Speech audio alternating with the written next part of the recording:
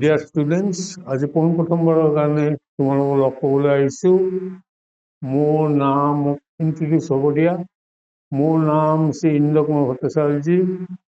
মই গুৱাহাটী কটন কলেজত 40 বছৰ চাকৰি কৰিছোঁ। তাত জুলজিৰ লেকচাৰ আছিলোঁ, তাৰপিছত হেড হ'লোঁ আৰু শেষত গৈ কটনৰ প্ৰিন্সিপাল হিচাপে মই ৰিটায়াৰ্ড কৰিলোঁ। তোমালোকক পাই ভাল লাগিছে। আজি তোমালোকৰ প্ৰথম কোৰ্চটো মই ল'ম এনিমেল কিংডম। তোমালোকে অলৰেডি স্কুল লেভেলত পঢ়ি আহিছা what is animal, what are the differences between plants and animals. এতিয়া আমি প্লেণ্টটো কাটি দি এনিমেলৰ ফালে আহিম।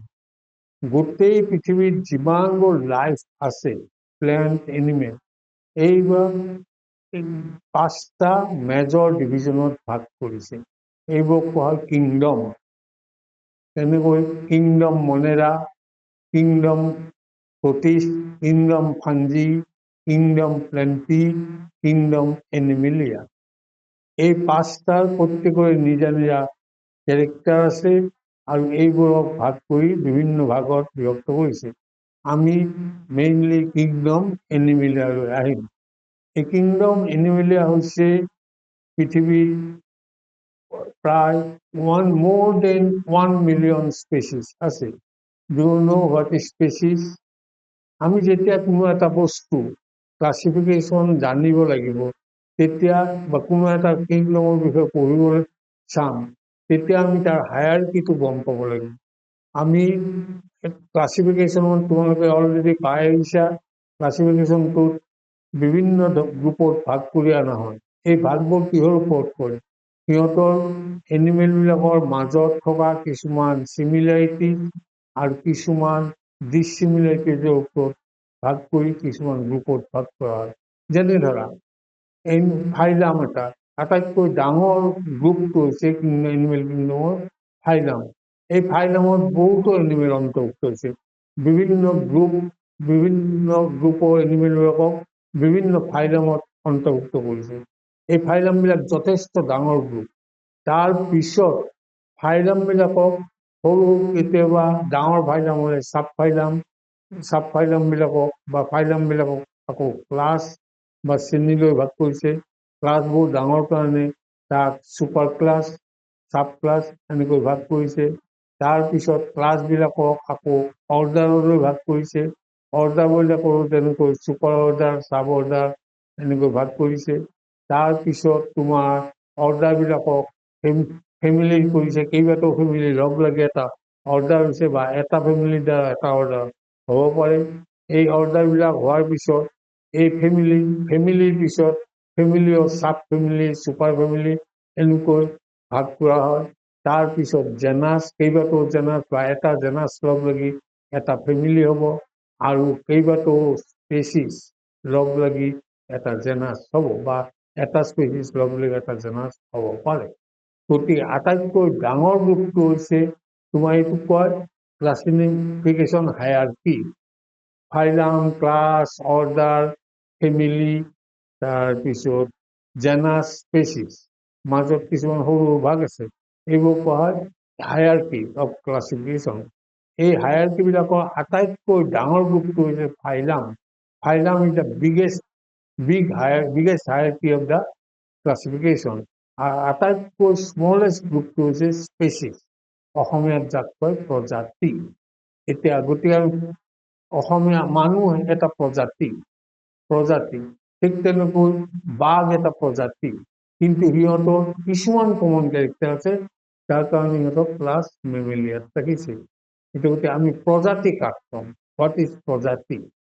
প্ৰজাতি হ'ল তোমাৰ a group of organism or a organism which can interbreed amongst themselves. এটা গ্ৰুপৰ যিমানবোৰ অৰ্গেনিজম আছে, সেই গ্ৰুপৰ অৰ্গেনিজমবিলাকে যদি নিজৰ ভিতৰত ইণ্টাৰব্ৰিড বা প্ৰজনন কৰিব পাৰে, তেতিয়া তাক কোৱা হয় species. Species is the smallest unit of the classification. Suppose tiger এটা সিহঁতে লায়নৰ লগত in natural condition. In some nowadays there are so many methods. কিছুমান হাইব্রিড গঠন করা হয়, আর্টিফিশিয়াল ফার্টিলাইজেশন করা হয়, কিন্তু দিস ইজ নট ন্যাচাৰেল। এতিয়া টাইগাৰ এটাই লায়নৰ লগত কেতিয়াও প্ৰজনন নকৰে। They cannot interbreed with lion, so' tiger is a species. এই স্পেচিছবিলাক লগ লাগি গোটেই এনিমেল কিংডমটো হৈছে। There are about 1 million species still discovered. এতিয়ালৈ প্ৰায় 1 million স্পেচিছ ডিস্কভাৰ হৈছে। এই 1 million স্পেচিছৰ কিছুমান স্পেচিছ অলৰেডি পৃথিৱীৰ পৰা নোহোৱা হৈ গৈছে আৰু কিছুমান স্পেচিছ এতিয়াও বাচি আছে আৰু এতিয়াও নতুন নতুন স্পেচিছ ডিস্কভাৰ হৈ আছে। অলপতে মিজোৰামত এটা স্পেচিছ ডিস্কভাৰ হৈছে। এই গতিকে তেনেকৈ স্পেচিছ ডিস্কভাৰ হৈ আছে। গতিকে এই স্পেচিছবিলাক যেতিয়া ডিস্কভাৰ হয় বা স্পেচিছবোৰ যেতিয়া এটা নামাকৰণৰ দৰকাৰ হয়, নেমিং অফ দ্য স্পেচিছ, নামটো কেনেকৈ দিব। স্পেচিছবিলাকত নামটো দুই ধৰণে দিয়া হয়। তাৰ যিটো জেনাছ, সেই জেনাছটো আগত লেখা হয় আৰু স্পেচিছটো নাম এটা থাকে। যেনেকৈ মানুহৰ নামটো হ'লে হমো চেপিয়েন্স, হমোটো হ'ল জেনাছ আৰু স্পেচিছটো হ'ল চেপিয়েন্স। আমি যদি মানুহক ক্লাছিফিকেশ্যন কৰোঁ, phylum, Chordata, subphylum Vertebrata, class Mammalia, order primate, genus Homo, species sapiens. Homo sapiens, গতিকে চাইণ্টিফিক নেম হ'ল হমো চেপিয়েন্স। এই হমোটো চাইণ্টিফিক নাম লেখোঁতে সদায় এটা মনত ৰাখিবা, হমো সেইটো সদায় এইচটো ডাঙৰ হ'ব লাগিব, চেপিয়েন্স এচটো সৰু হ'ব লাগিব। আৰু এই যেতিয়া লেখা যায়, এইটো ইটালিকত লেখা যায় নামটো Homo sapiens, it should be written in italic. কিন্তু যেহেতু আমি ইটালিক লেখা অভ্যাস নাই বা লেখা নাযায়, গতিকে যেতিয়া আমি লিখিম তেতিয়া হমোৰ তলত এটা আণ্ডাৰলাইন থাকিব, চেপিয়েন্সৰ তলত এটা আণ্ডাৰলাইন থাকিব, হমো চেপিয়েন্স। ঠিক তেনেকৈ আন এটা চাপোজ মই খুব স্থূলমূলভাৱে নিয়মকেইটা কৈছোঁ, বহুতো নিয়ম আছে। এটা নিয়ম চাপোজ টাইগাৰ, পেন্থেৰা টাইগ্ৰিছ, তাৰ সাইণ্টিফিক নেম হ'ল পেন্থেৰা টাইগ্ৰিছ। পেন্থেৰাটো হ'ল জেনাছ, টাইগ্ৰিছটো হ'ল স্পেচিছ। গতিকে specific name is a tigris আৰু Panthera is a generic name.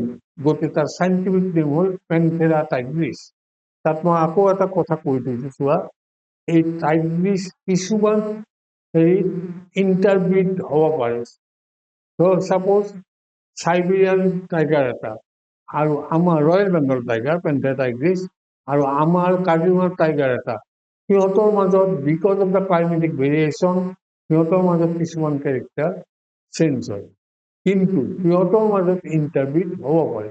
সেইকাৰণে হাইব্ৰিডবিলাকক যেতিয়া হয় তেতিয়া তাৰ নাম দিয়া হয় পেন্থেৰা টাইগ্ৰিছ টাইগ্ৰিছ, অৰ্থাৎ টাইগ্ৰিছটো পিছত টাইগ্ৰিছটো এটা ছাবস্পেচিছ। এনেকৈ টাইনোমিয়েল নমেনক্লেচাৰ বুলি কোৱা। আগত যিটো পেন্থেৰা টাইগ্ৰিছ কৈছোঁ বা হমো চেপিয়েন্স কৈছোঁ, সেইটো হ'ল বাইনোমিয়েল নমেনক্লেচাৰ, কিন্তু হেৰিটো হ'ল টাইনোমিয়েল নমেনক্লেচাৰ পেন্থেৰা টাইগ্ৰিছ টাইগ্ৰিছ। এতিয়া চোৱা, গতিকে মই কৈছোঁ এতিয়া এনেকৈ আমি এনিমেলবিলাকক ক্লাছিফাই কৰিব পাৰোঁ। আমাৰ ক্লাছিফিকেশ্যন চেপ্টাৰ বেলেগ এটা আছে, ভালকৈ তাত লোৱা যাব। এতিয়া মেইন হেৰিটো হ'ল এনিমেল কিংডম। এতিয়ালৈ পৃথিৱীত 1 million এনিমেল আৱিষ্কাৰ হৈছে।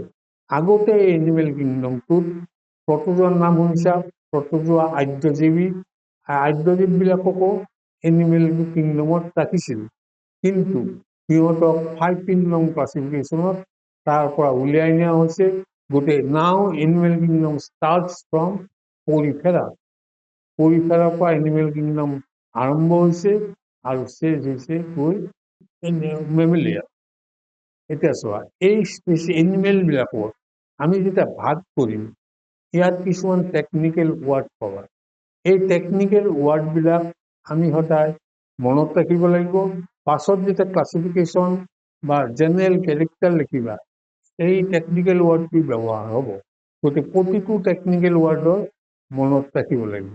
চাপ'জ আমি এনিমেল এটা কি বুলি যাম, প্ৰত্যেক পৃথিৱীত বহুত এনিমেল আছে, সিহঁতক বেলেগ বেলেগ গ্ৰুপত ভাগ কৰিছে। অন হোৱাট বেচিছ, কি বেচিছৰ ওপৰত সিহঁতক ভাগ কৰা হৈছে। প্ৰথম বেচিছটো হৈছে mobility, mobility of the animal.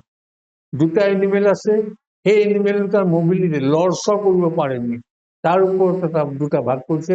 এটাক কৈছে ফ্ৰী লিভিং, যিবোৰে লৰচৰ কৰিব পাৰে, এঠাইৰ পৰা আন ঠাইলৈ যাব পাৰে। আনটোক কৈছে চেডেণ্টাৰী।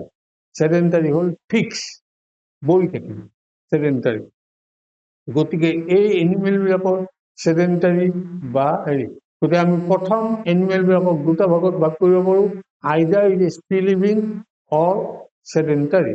চেডেণ্টাৰী হ'লে সি সদায় কোনো বস্তুত ফিক্স থাকিব। যেনেকৈ চাপ'জ কৰেলৰ নাম শুনিছা, কৰেল, কৰেল ৰিফ। এই কৰেল ৰিফবিলাক হৈছে চেডেণ্টাৰী এনিমেল, সিহঁতে ক'ৰবাত ফিক্স হৈ থাকে। তাৰপিছত চোৱা সিহঁতৰ হেবিট, হেবিটবিলাক প্ৰত্যেকটা এনিমেলৰ বেলেগ বেলেগ, প্ৰত্যেক গ্ৰুপ।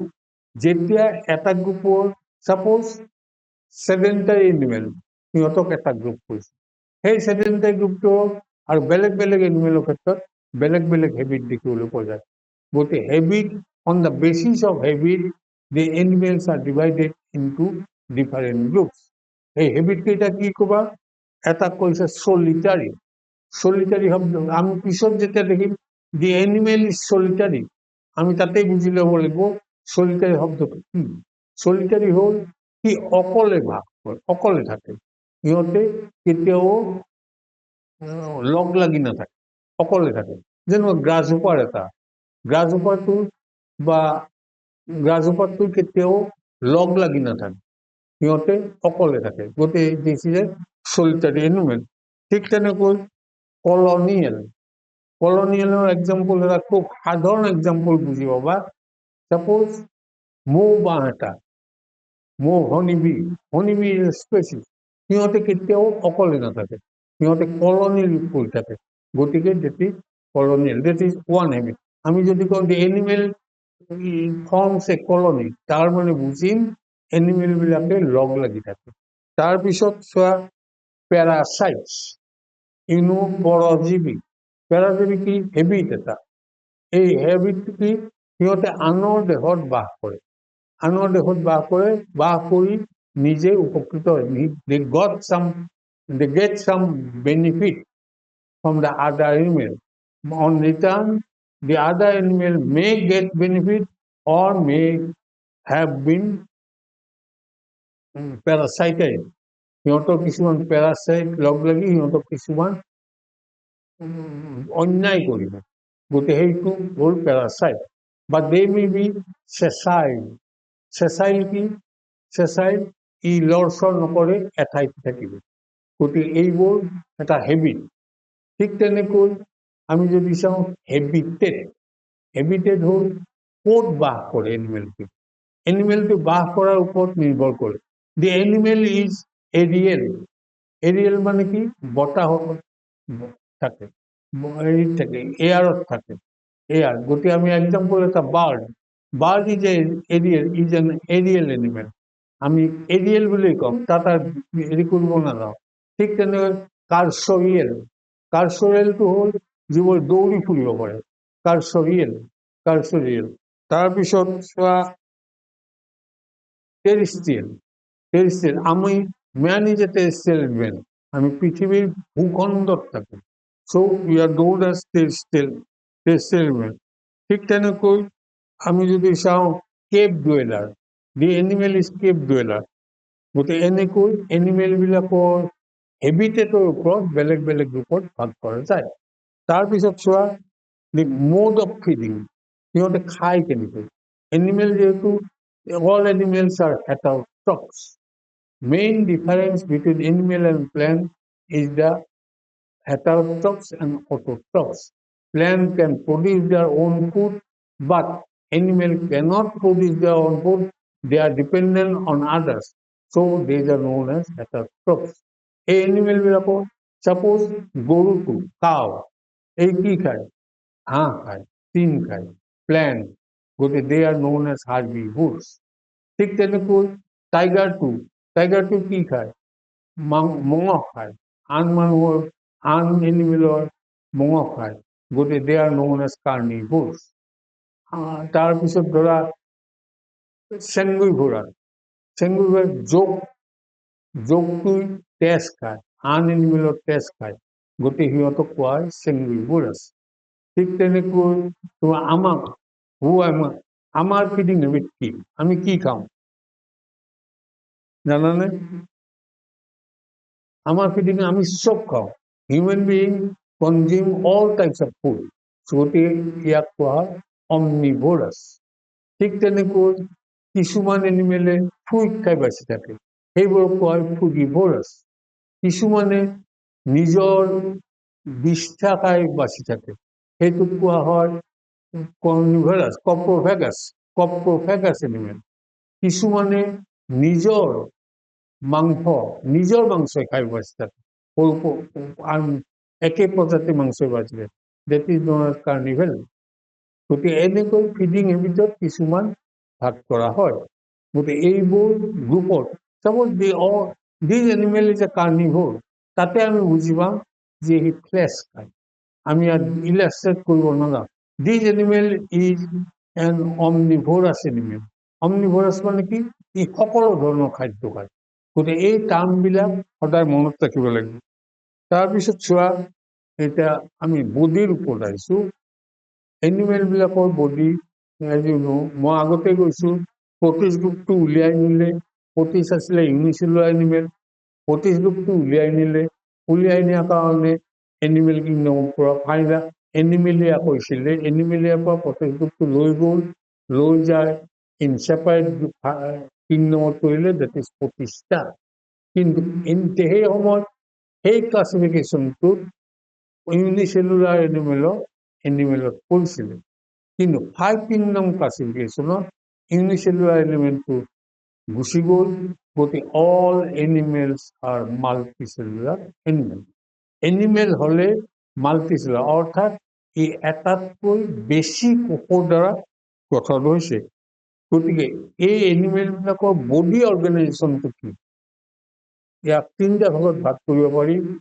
এটা হ'ল চেলুলাৰ অৰ্গেনাইজেশ্যন, অৰ্থাৎ আমি এনিমেল এটা বাচি থাকিব লাগিলে সি খাব লাগিব, ৰিপ্ৰডাকশ্যন কৰিব লাগিব, এক্সক্ৰিশ্যন বৰ্জিত পদাৰ্থ বাহিৰলৈ উলিয়াই দিব লাগিব। এইদৰে বিভিন্ন মেটাবলিক কামবিলাক কৰিব লাগিব। এই কামবিলাক কৰাৰ কাৰণে বিভিন্ন ধৰণৰ অৰ্গেন আছে। কিছুমান এনিমেল আছে যিবোৰৰ এই বিভিন্ন কাম, ডিফেন্স, খোৱা, ফুড ইনজেকশ্যন কৰা, ফুড ডাইজেশ্যন কৰা, ৰিপ্ৰডাকশ্যন কৰা, এই সকলোবিলাক কিছুমান পাৰ্টিকুলাৰ চেলে কৰে। সেই পাৰ্টিকুলাৰ চেলবিলাকে সকলো কাম কৰে, বেলেগ বেলেগ।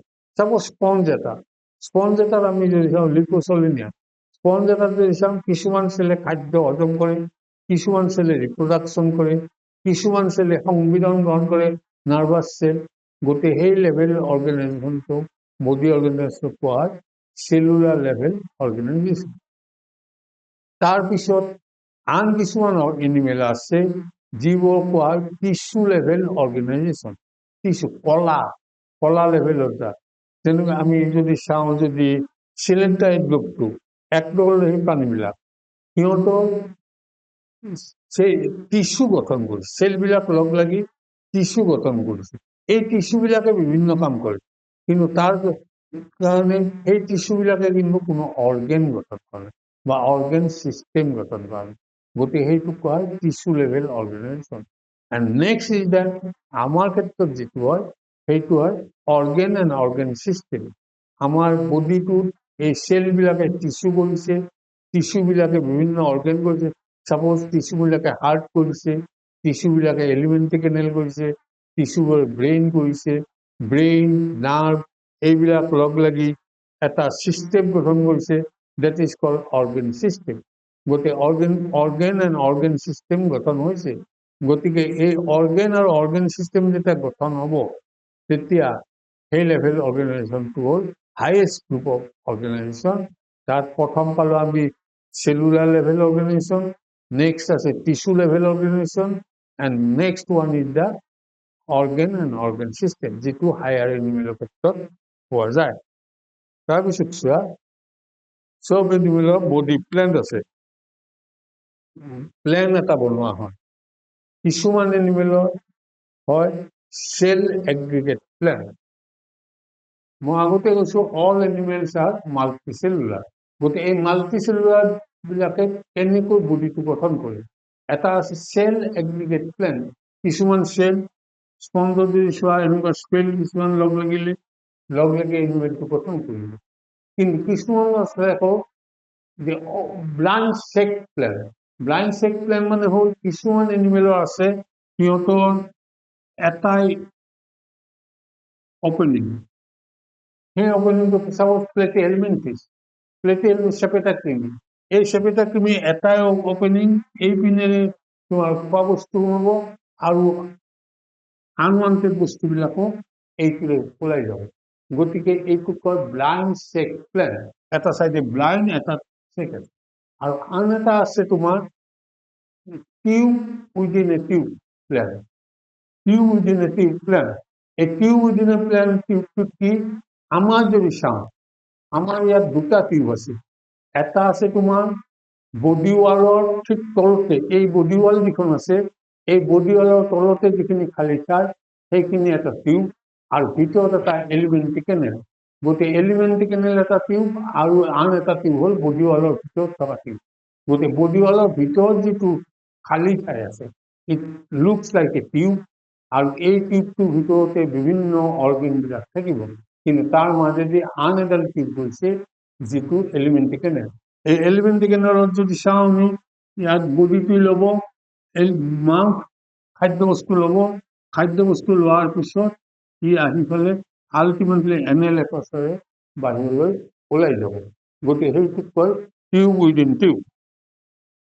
তাৰপিছত চোৱা, আন এটা টাৰ্ম পাবা which is more important, diploblastic and triploblastic. Diploblastic and দ্বিকোষস্থিত আৰু ত্ৰিকোষস্থিত অসমীয়াত কয়। এইটো কি, তোমাৰ যিমানবোৰ অৰ্গেন আছে, এই অৰ্গেনবিলাক ক'ৰ পৰা ডেভেলপ হৈছে, বা আমাৰ বডিটো ক'ৰ পৰা ডেভেলপ হৈছে, from A zygote. Sperm and over লগে এটা জাইগোট গঠন কৰিছে, জাইগোটটো ডিভিজন হৈছে, ডিভিজন হৈ বহুত চেল গঠন কৰিছে, চেল গঠন কৰাৰ পিছত এই চেলবিলাকে লগ লাগি টিচু গঠন কৰিছে। এই জাইগোটবিলাকৰ যিটো ডিভিজনৰ এটা ষ্টেজৰ নাম হৈছে ব্লাস্টুলা।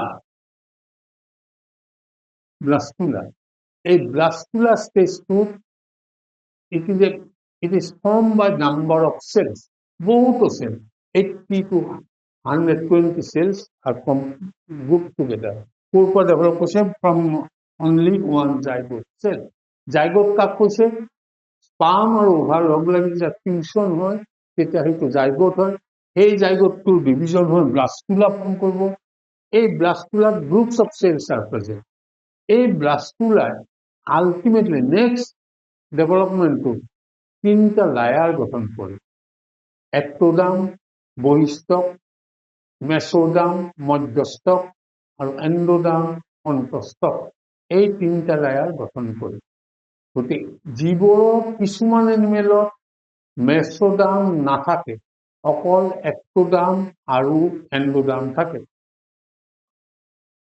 বহিস্থক আৰু অন্তস্থক থাকে। গতিকে সেইবোৰক কোৱা হয় ডিপ্লোব্লাষ্টিক বা দ্বিকোষস্থিত। আৰু কিছুমান এনিমেলত তিনিওটা থাকে, এক্টোডাৰ্ম, মেছোডাৰ্ম আৰু এণ্ডোডাৰ্ম। এই তিনিটা স্তৰ থকা মানুহবোৰক কোৱা হয় ডিপ্লোব্লাষ্টিক। আমি যদি ইয়াৰ পিছৰ development, suppose zygote develop in blastula, ব্লাস্টুলাত কিছুমান চেল এয়াৰ মাৰ্ক হ'ল, সেই মাৰ্কবিলাকে এক্টোডাৰ্ম, মেছোডাৰ্ম, এণ্ডোডাৰ্ম গঠন কৰিলে। গতিকে সেইটো এনিমেল ডিপ্লোব্লাষ্টিক। এইবিলাকক কোৱা হয় জাৰ্মিনেল লেয়াৰ, কোষস্থ। এই কোষস্থবিলাকে আল্টিমেটলি আমাৰ দেহৰ সকলো অংগ প্ৰত্যংগ গঠন কৰে। এইটো যদি ক্লাছিফিকেশ্যন মই তোমালোকক জেনেৰেল নলেজৰ কাৰণে কৈ থওঁ। This eye is ectodermal in origin. তাৰমানে যিটো এক্টোডাৰ্মেল চেল, এই এক্টোডাৰ্মেল চেলৰ পৰা আমাৰ চকুটো গঠন হয়। The heart is mesodermal in origin. হাৰ্টটো মেছোডাৰ্মেল গ্ৰুপ অফ চেলৰ দ্বাৰা হাৰ্টটো গঠন হয়। গতিকে এই তিনিটা যি স্তৰ, ট্ৰিপ্লোপ্লাস্টিক এলিমেণ্ট, এই তিনিটা স্তৰৰ পৰা আল্টিমেটলি আমাৰ গোটেই দেহৰ অংগ প্ৰত্যংগ গঠন হয়। তাৰপিছত চোৱা আন এটা বস্তু মই আগতে কৈছো তোমাৰ, এইটো চাপোজ হিউমেন বডি, আমাৰ এইখিনি চাপোজ ইয়াতে তোমাৰ মাজেৰে এলিমেণ্ট কেনেলডাল আহিছে। এই এলিমেণ্ট কেনেল, বডি ৱাল আৰু এলিমেণ্ট কেনেল, ইয়াৰ মাজৰ যিখিনি ঠাই, এইখিনি ঠাই, এইখিনি কোৱা হয় চিলম বা বডি কেভিটি, দেহগুহা। এই বডি কেভিটি কিছুমান এনিমেলৰ ক্ষেত্ৰত বডি কেভিটি থাকে, কিছুমানৰ ক্ষেত্ৰত বডি কেভিটি নাথাকে। যিবোৰ এনিমেলৰ ক্ষেত্ৰত বডি কেভিটি থাকে তাক কোৱা হয় চিলোমেট। এইটো কোৱা পাহৰিলো, এইটো কয় চিলোমেট। আৰু যিবোৰ নাথাকে সেইবোৰক কয় আচিলোমেট। অৰ্থাৎ কিছুমান এনিমেল আছে চিলেণ্টাৰ, স্পঞ্জ, এইবোৰ এনিমেলৰ ক্ষেত্ৰত প্লেটিহেলমিনথিছ, এইবোৰৰ ক্ষেত্ৰত এলিমেণ্ট কেনেল আৰু বডি ৱালৰ মাজত কোনো খালী ঠাই নাই। গতিকে সিহঁতক কোৱা হয় আচিলোমেট। আ মিন্স নো, আচিলোমেট। যিবোৰ আছে অৰ্থাৎ এনিমটাৰ পৰা ওপৰস্থ সকলোবোৰ প্ৰাণীৰ ক্ষেত্ৰত দেহত চিলোম আছে, গতিকে সিহঁতক কোৱা হয় চিলোমেট এনিমেল। এই চিলোমেট গোটেই আমি এনিমেল কিংডমটোক দুটা ভাগত ভাগ কৰিব পাৰোঁ, আচিলোমেট আৰু চিলোমেট। কিন্তু মাজত আকৌ এটা শব্দ আছে যাক কোৱা হয় চিউডো চিলোমেট। চিউডো ফলছ। চিলোমবিলাক সদায় মেছোডাৰ্মেল লেয়াৰৰ দ্বাৰা গঠিত হয়। অৰ্থাৎ এলিমেণ্ট কেনেলৰ মেছোডাৰ্মেল আৰু বডি ৱালৰ মেছোডাৰ্মেলৰ মাজৰ যিখিনি খালী ঠাই সেইখিনি হ'ল চিলোম। গতিকে coelom is always bounded by mesodermal layer. এই কিন্তু আমি এছকাৰিছ, এছচেলমেণ্টিছত কিছুমান চিলোম পাওঁ, খালী ঠাই আছে কিন্তু সেই খালী ঠাইখিনি মেছোডাৰ্মেল লেয়াৰৰ দ্বাৰা বা মেছোডাৰ্মেল চেলৰ দ্বাৰা গঠিত নহয়, আৰু তাত কিছুমান টিচু থাকে, সেইবোৰক কোৱা হয়, সেইকাৰণে ইয়াক কোৱা হয় দেখাত চিলোম যেন কিন্তু আচলতে সিহঁত মেছোডাৰ্মেল অৰিজিন নহয়, সেইকাৰণে তাক কোৱা হয় চিউডো চিলোমেট। চিউডো মিন্স ফলছ, ফলছ চিলোমেট। গতিকে এনিমেল কেতিয়াবা এই চিলোমৰ আকৌ চিলোম ইজ হিমোচিল টাইপ, হিমোচিল। তাৰমানে চিলোমৰ মাজে যেতিয়া তেজ চলাচল কৰে তেতিয়া তাক কোৱা হয় চিলোম ইজ হিমোচিল। হিম মানে তেজ, হিমোচিল। কেতিয়াবা চিলোমৰ মাজত গোটেই ৰিপ্ৰডাক্টিভ অৰ্গেনবিলাক চিলোমটোতে আবৃত, coelom is filled up with reproductive organ, তাক কোৱা হয় gonocoel. Gono means reproductive organ. কেতিয়াবা গোটেই এছকিউটি অৰ্গেনবিলাক চিলোম ভৰ্তি হৈ থাকে, coelom is occupied by excretory organ, গতিকে সেইটোক কোৱা হয় নেফ্ৰচিল। নেফ্ৰচিল। গতিকে coelom may be nephrocoel, may be gonocoel, may be haemocoel. গতিকে মেইন কথা হ'ল the animal can be divided into two groups, that is the coelomate and acoelomate. তাৰপিছত চোৱা, the body is segmented. Body is not segmented. The segmentation is metameric, segmentation is non-metameric. আমি যদি কওঁ the segmentation of tapeworm, Phytachrome যিটো Phytachrome, this is non-metameric. The segmentation in arthropoda is metameric. তার মানে কি বুঝি, আমি পিছত ক'বলৈ নাযাওঁ যে body divided in number of segment. আমি এটাই কম যে আৰ্থ্ৰোপোডা বডি সেগমেন্টেড, মেটামেৰিক সেগমেন্টেশন ইজ মেটামেৰিক। গতিকে বডিত কিছুমান এনিমেলৰ বডিটো কিছুমান বিভিন্ন ভাগত বিভক্ত হয়। আমি যদি টেপৱাৰ্মৰ বডি এটা চাওঁ, টেপৱাৰ্মৰ বডিটো, এইটো টেপৱাৰ্ম বডি চাপোজ টেপৱাৰ্ম বডি। এই টেপৱৰ্মৰ বডিটো গঠন হ'লে এই এটা ছেগমেণ্ট, এই ছেগমেণ্ট কেইটা যদি চাওঁ, these segments are independent to each other. অর্থাৎ এই সেগমেন্টত যি অঙ্গ প্রত্যঙ্গ থাকে এই সেগমেন্টটো একই ধরনের অঙ্গ প্রত্যঙ্গ থাকে। These segments are not dependent on the other segment. সেই সেগমেন্টটোক কোৱা হয় নন মেটামেৰিক সেগমেন্টেশন। যেতিয়া সেগমেন্ট বিলাক ইটোৰ লগত ইটোৰ সংস্পৰ্শ আছে, ৰিলেশ্যন আছে, তেতিয়া সেইটোক কোৱা হয় মেটামেৰিক সেগমেন্টেশন। আমি যদি কক্ৰোচ এটা আৰ্থৱাৰ্ম এটাৰ যদি ডিৰেক্ট চাওঁ তেতিয়া দেখিম আৰ্থৱাৰ্মডাল ডেভেলপ কৰিছে, এইটো আৰ্থৱাৰ্ম, এইটো হৈছে হোৱাৰ পিছত এটা ছেগমেণ্ট গঠন হৈছে, আকৌ তাৰপিছত আন এটা ছেগমেণ্ট গঠন হৈছে। কিন্তু এই ছেগমেণ্ট আৰু এইটো ছেগমেণ্টৰ মাজত এটা ডিৰেক্ট সংস্পৰ্শ আছে, এই সংস্পৰ্শটো ৰিলেশ্যন আছে, গতিকে ইয়াক কোৱা হয় মেটামেৰিক ছেগমেন্টেশন। গতিকে animals may be non-metameric segmentation or may have the metameric segmentation. তাৰপিছত চোৱা, এনিমেল বিলাকৰ ক্ষেত্ৰত তোমাৰ some animals are covered by some hard structures. Animal বিলাকক কিছুমান কঠিন ষ্ট্ৰাকচাৰ দ্বাৰা আবৃত হৈ থাকে। এতিয়া চাওঁ, আমি যদি শামুক এটা চাওঁ, শামুকটো চাৰিওফালে এটা ষ্ট্ৰাকচাৰ হাৰ্ড। আমাৰ ইয়াত কিন্তু হাৰ্ড ষ্ট্ৰাকচাৰ নাই, কিছুমান আছে, নট অল বডি। আমি যদি এইটো চাওঁ, নখটো চাওঁ, তেতিয়া এইটো হাৰ্ড ষ্ট্ৰাকচাৰ, কিন্তু এইখিনিত চাপ'জ পেটৰ কাষত কোনো হাৰ্ড ষ্ট্ৰাকচাৰ নাই। মাছৰ ক্ষেত্ৰত আমি মাছৰ চাওঁ, মাছৰ বাকলি আছে। গতিকে এই হাৰ্ড ষ্ট্ৰাকচাৰ বিলাকক কোৱা হয় স্কেলিটন। কিছুমান এনিমেল হেভিং স্কেলিটন, কিছুমানৰ ক্ষেত্ৰত স্কেলিটন নাথাকে। এই স্কেলিটন দুটা ভাগত ভাগ কৰিব পাৰি। এই দুটা ভাগ হ'ল এক্সোস্কেলিটন, এন্ডোস্কেলিটন। এক্সো মানে বহি কংকাল, এক্সো মাছৰ বাকলিটো that is a hard structure, কিন্তু দেহৰ বাহিৰত থাকে, that is এক্সোস্কেলিটন। কাঁইটডাল, মাছৰ ভিতৰৰ কাঁইটডাল দেহৰ ভিতৰত থাকে, হাৰ্ড ষ্ট্ৰাকচাৰ, that is এন্ডোস্কেলিটন। মই আগতে কৈছো এই নখটো মানুহৰ এক্সোস্কেলিটন, কিন্তু ভিতৰত যিবোৰ বোন আছে সেই বোনবোৰ হ'ল এন্ডোস্কেলিটন, অন্তঃকোষত। গতিকে the animal may have the skeleton, this skeletal structure may be exoskeletal or may be endoskeletal. তাৰপিছত চোৱা, ইয়াৰ মানুহ ৰেস্পিৰেশ্যন, সকলো এনিমেলে, তোমালোকে জানা every animal must have the capacity to respire. সকলো এনিমেলে ৰেস্পায়াৰ কৰিব লাগিব। এটা স্পঞ্জ যদি চাওঁ, স্পঞ্জটো পানীত থাকে, সিও তাৰ কিছুমান চেল আছে, চেলৰ দ্বাৰা সেই পানীৰ পৰা অক্সিজেনটো লয় আৰু চেলৰ দ্বাৰা পানী দেহৰ ভিতৰত উৎপাদন হোৱা কাৰ্বন ডাই অক্সাইডটো বাহিৰত উলিয়াই দিয়ে।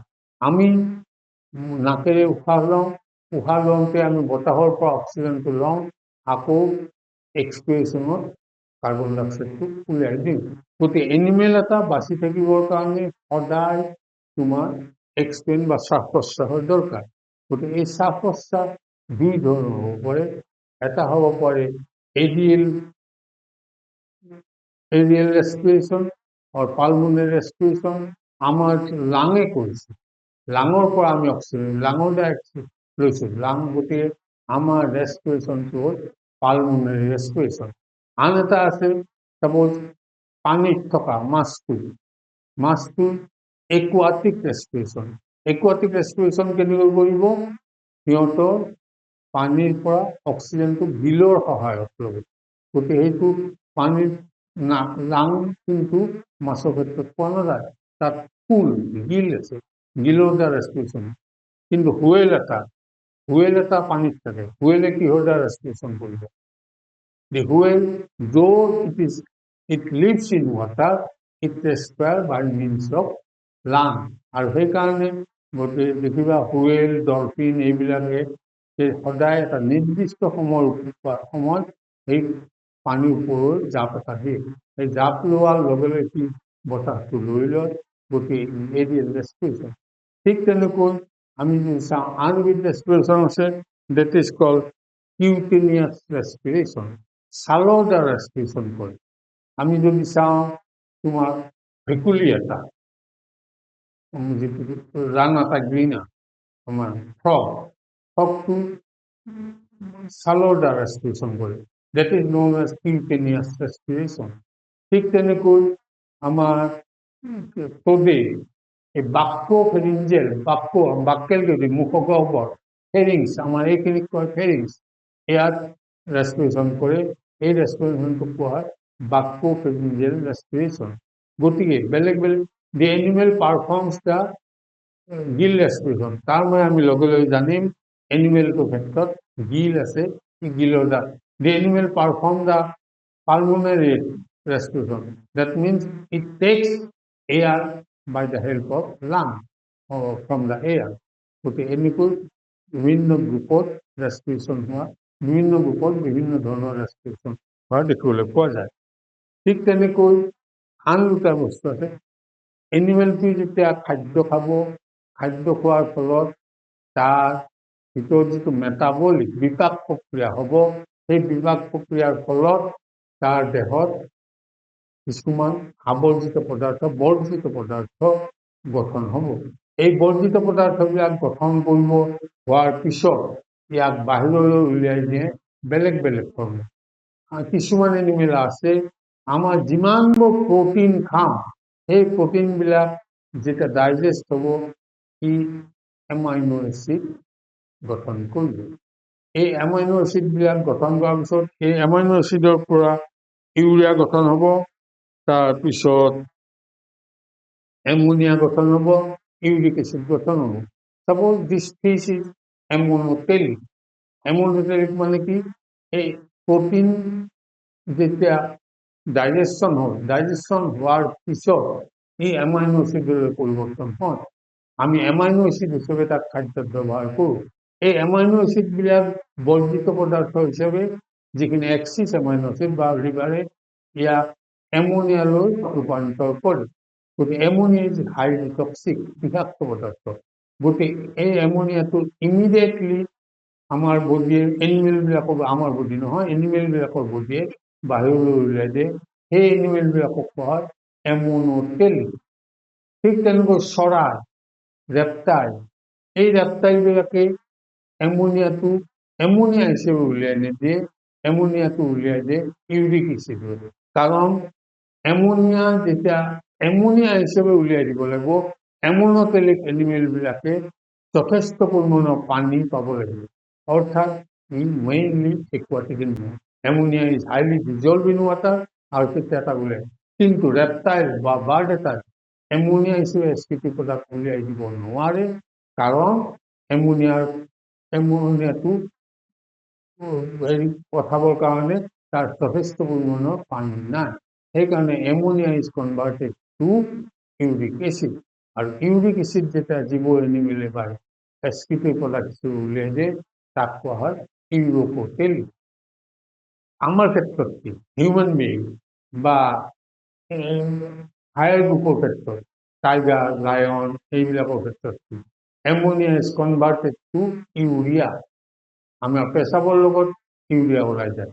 চ' we are known as ureotelic. গতিকে এচকিটি প্ৰডাক্টৰ নিষ্কাশনৰ, বৰ্জিত পদাৰ্থৰ ক্ৰম অনুযায়ী এনিমেলবিলাকক তিনিটা ভাগত ভাগ কৰিব পাৰি: এমোনোটেলিক, ইউৰিকোটেলিক, ইউৰিঅটেলিক। ঠিক তেনেকৈ নেক্সট আহিল চাপ'জ ৰিপ্ৰডাকশ্যন। Reproduction কাক কয়? Reproduction is a process by which the animal increases its number, propagate করে reproduction. Every animal has the power to increase their number. গতিকে এই নাম্বাৰটোক ইনক্ৰিজ কেনেকৈ কৰিব? By the process of reproduction. আৰু ৰিপ্ৰডাকশ্যনটো হ'বৰ কাৰণে there is always two sex are involved, male and female. কিন্তু এই মেল ফিমেল কেতিয়াবা এটা এনিমেলতে পোৱা যায়, এটা এনিমেলতে, তেতিয়া তাক কোৱা হয় বাইসেক্সুৱেল এনিমেল। বাইসেক্সুৱেল অৰ্থাৎ সেক্স আৰ ডিফাৰেন্ট। এটা বাইসেক্সুৱেল, দুইটা বেলেগ বেলেগ এটা এনিমেল পৰে। human being is unisexual animal. Human male is different, female is different. Human being is unisexual. যেটা এটা ইন্ডিভিজুয়ালতে এটা পিছু নাম্বার অ্যানিমেলতে both male and female reproductive organ থাকে তেতিয়া তাক কোৱা হয় হাৰ্মফ্ৰডাইট কেঁচু এডাল যোগ এডাল ইট ইজ হাৰ্মফ্ৰডাইট অৰ্থাৎ এই কেঁচু এডালত এফালে আমাৰ ৰিপ্ৰডাক্টিভ অৰ্গেন কি মেইনলি ৰিপ্ৰডাক্টিভ অৰ্গেনৰ কাম কি it produces sperm and over sperm produce করবার কারণে টেস্টিস ওভা প্রডিউস করবার কারণে ওভিল যদি এটা এনিমেলত স্পার্ম প্রডিউস করার কারণে টেস্টিস থাকে সেই এনিমেলটোতে ওভা প্রডিউস করার কারণে ওভিল থাকে তেতিয়া সেই এনিমেলটোক কোৱা হয় হাৰ্মফ্ৰডাইট when one individual possesses both testes and ovary then it is called hermaphrodite animal তারপর নেক্সট আছে আমি সেক্স পালো সেক্সুৱেলি ডিভাইড কৰিলো তাৰপিছত আহিলে তোমাৰ সিহঁতৰ এই ৰিপ্ৰডাকশ্যনটো কেনেকৈ হ'ব ৰিপ্ৰডাকশ্যন হ'বলৈ অভা এণ্ড স্পাৰ্ম লগ লাগিব টু ফৰ্ম দা জাইগোট এই the formation of a zygote by ovum and sperm is called fertilisation over আৰু ডিম্ব আৰু পুংক লগ লগা প্ৰচেছটো কোৱা হয় fertilisation the fertilisation may be of two types দুই ধৰণৰ হ'ব পাৰে নিষেচন প্ৰক্ৰিয়া দুই ধৰণৰ হ'ব পাৰে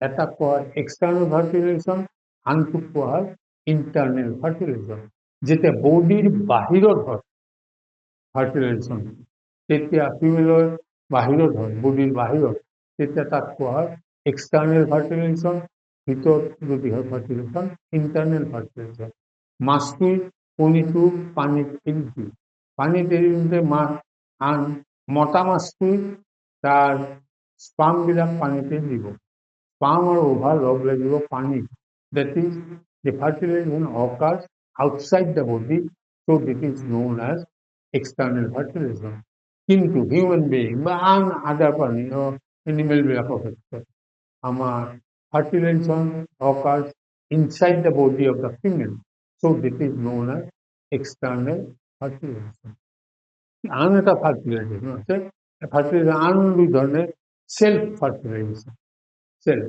এটা এনিমেলৰ স্পাৰ্মে আন এটা এনিমেলক ওভাৰ ফাৰ্টিলাইজ কৰিব that is called self fertilization কিন্তু আনটো হ'ল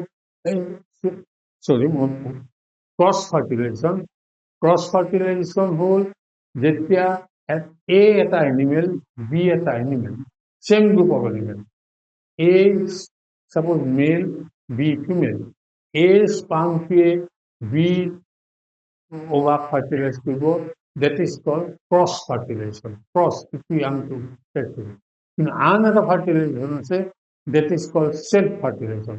যেতিয়া মই আগতে কৈছো হাৰ্মফ্ৰডাইট কিছুমান হাৰ্মফ্ৰডাইট এনিমেল আছে য'ত টেষ্টিছ আৰু ওভাৰ একে সময়তে মিশ্ৰিত হয় টেষ্টিছে স্পাৰ্ম গঠন কৰিব ওভাৰ অভিৰে ওভাৰ গঠন কৰিব এটা ইণ্ডিভিজুৱেলতে আৰু সেই ইণ্ডিভিজুৱেলটোৰ স্পাৰ্মটো সেই ইণ্ডিভিজুৱেলটোৰ ওভামক ফাৰ্টিলাইজ কৰিব গতিকে সেই ফাৰ্টিলাইজেশ্যন কয় self fertilisation cross fertilisation internal fertilisation external fertilisation এতিয়া চোৱা ফাৰ্টিলাইজ হোৱাৰ পিছত নেক্সট জেনেৰেশ্যন অফস্প্ৰিং প্ৰডিউচ কৰিব This is the breeding. এই ব্ৰিডিং কেনেকুৱা হ'ব পাৰে ব্ৰিডিং হ'ব পাৰে অভিপৰাছ মানে কি আমাৰ কণী পাৰিব দিব হাঁহটোৱে কণী পাৰিব কণীটোৰ ভিতৰত এনিমেলটো ডাঙৰ হ'ব that is called as oviparous হাঁহে কণীটো পাৰিলে কণীত সাফিচিয়েণ্ট ইয়ক থাকে ইয়কটো গম পাইছানে কুহুম যিটো সেই কুহুমটো কিয় থাকে খাদ্য পদাৰ্থ সেই কুহুমটোৰ খাদ্য পদাৰ্থ খাই কণীটোৰ ভিতৰতে তাৰ অফস্প্ৰিংটো এম্ব্ৰিঅ'টো ডাঙৰ হ'ব সেইটো কোৱা হয় অভিপেৰাছ ঠিক ovoviviparous. Ovoviviparous কি? এনিমেলটো শাৰ্ক, স্কুলিওডন, আমাদেৰ শাৰ্ক সাগৰত থাকে। সেই শাৰ্কে কি কৰে? সিহঁতৰ ফাৰ্টিলাইজ কণীটো দেহৰ ভিতৰত থাকে আৰু পোৱালিটো তাতেই ডাঙৰ হয়। কিন্তু sufficient amount of yolk থাকে, but it does not take nutrient from the mother. মাকৰ পৰা নিউট্ৰিয়েণ্টটো নলয়, সিহঁতে কণীৰ ভিতৰত থকা আহোমটো খাই ডাঙৰ হয়। গতিকে this is known as ovoviviparous. We are viviparous. যদি কয় human being is viviparous, the tiger is viviparous. তাৰ মানে কি ক'ম? viviparous মানে হ'ল যেতিয়া the offspring, embryo, develop inside the womb of the mother and takes the nutrient from the mother. মাদাৰৰ পৰা খাদ্যবস্তু গ্ৰহণ কৰিব, তেতিয়া সেইটো কোৱা হয় viviparous. Difference between ovoviviparous and viviparous. ovoviviparous ফিমেলটোত ভিতৰতে দেহৰ ভিতৰত এমব্ৰিঅ'টো ডাঙৰ হয়, কিন্তু সি কেতিয়াও মাকৰ পৰা খাদ্যবস্তু গ্ৰহণ নকৰে। সি কণীত থকা কুহুমৰ পৰা ৰিজাৰ্ভ ফুডটো ব্যৱহাৰ কৰে। কিন্তু ভিভিপাৰাছৰ ক্ষেত্ৰত হয় কি? ই তোমাৰ মাকৰ পৰা খাদ্যবস্তুটো গ্ৰহণ কৰে। Human being. তাৰপিছত আৰু এটা বস্তু পাহৰি চোৱা, বডি টেম্পাৰেচাৰ। কিছুমান এনিমেলক কোৱা হয় কোল্ড ব্লাডেড এনিমেল, কিছুমানক কোৱা হয় warm blooded animal. We are warm blooded animal. Homeothermal, technical name term হচ্ছে হোমিওথার্মাল। হোমিওথার্মাল মানে কি? Warm blooded. What does it mean? They told the fish is poikilothermal. This toad is a poikilothermal animal, cold-blooded animal. তার মানে কি? The snake is a poikilothermal animal, cold-blooded animal. তার মানে when environmental temperature does not affect the body temperature. বাহিৰত যিমানে ঠাণ্ডা নহওক, মোৰ body temperature will remain more or less constant. যিমানে গৰম নহওক, my body temperature will remain constant. That is known as warm-blooded animal. আৰু এই warm-blooded animal বোৰক কোৱা হয় হোমিওথাৰ্মেল এনিমেল। ঠিক তেনেকৈ কিছুমান এনিমেল আছে, তাৰ বাহিৰত বেছি ঠাণ্ডা হ'লে তাৰ বডি টেম্পাৰেচাৰ কমি যায়, সেইবোৰক কোৱা হয় cold blooded animal. Cold blooded animal কি পাম? চাপ'জ টোড এটা, জাৰৰ দিনত টোড আমি দেখা নাপাওঁ, কাৰণ কি? জাৰৰ দিনত টোডটো তাৰ ঠাণ্ডা বেছি হয়, তাৰ বডি টেম্পাৰেচাৰ কমি যায়, সেইকাৰণে সি গাঁতৰ ভিতৰত সোমাই থাকে। এই গাঁতৰ ভিতৰত সোমাই থকা প্ৰচেছটোক কি কোৱা হয়? হাইবাৰনেশ্যন।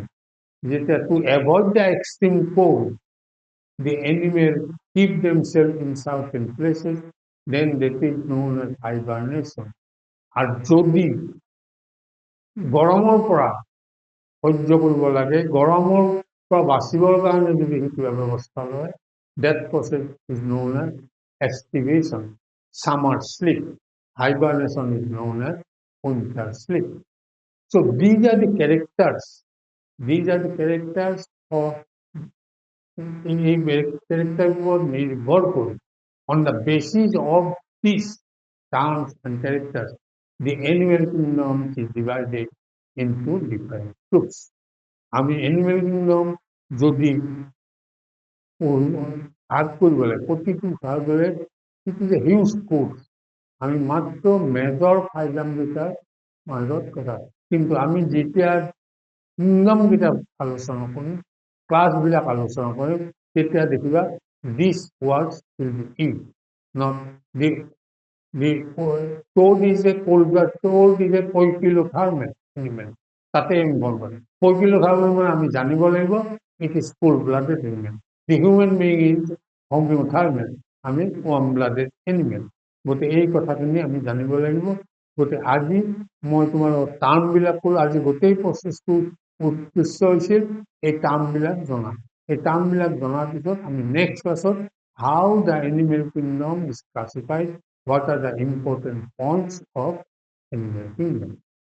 কিন্তু যেতিয়া বায়'লজি পঢ়িব আহিছে তোমালোকে বায়'লজিৰ সৰু সুৰা কথাবিলাক তোমালোকৰ মই যিমানখিনি কথা কৈছোঁ হায়াৰ ছেকেণ্ডেৰী পৰীক্ষাত সিমানবোৰ কথা হয়তো নালাগে মই অলপ বেছি কৈছোঁ কাৰণ কি you are going to appear in certain competitive exam এই কম্পিটিটিভ এক্সামবিলাকত এই কেৰেক্টাৰবিলাক এই বস্তুবিলাক লাগিব গতিকে এইকাৰণে সদায় টাৰ্মবিলাক মনত ৰাখিবা গতিকে তোমাক কম্পিটিটিভ এক্সামত কেতিয়াও লিখিব ডিছক্ৰাইব দ্য কেৰেক্টাৰ্ছ অফ হাইজাম কৰি পেলা এইটো সেইটো হ'ব তোমাৰ হায়াৰ ছেকেণ্ডেৰী পাছ কৰাৰ কাৰণে গতিকে হায়াৰ ছেকেণ্ডেৰী কিন্তু কম্পিটিটিভ থাকিব তোমাৰ মই যিবোৰ টাৰ্ম কৈছোঁ সেই টাৰ্মবিলাক লৈ কুৱেশ্যন হ'ব গতিকে go through this term and read the different terms in different books thank you all